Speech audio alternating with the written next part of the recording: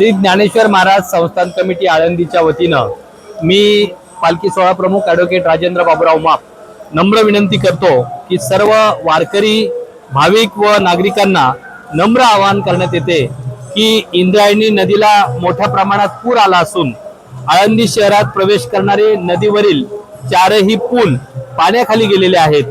त्यामुळे सध्या आळंदी शहरात येणं सुरक्षित नाही। जे वारकरी व भाविक आळंदीच्या दिशेने प्रवास करत आहेत त्यांनी ज्या ठिकाणी आहात त्या ठिकाणी अथवा त्या लगतच्या सुरक्षित ठिकाणी थांबावं। आळंदीमध्ये येण्याचा कुठल्याही प्रकारे प्रयत्न करू नये।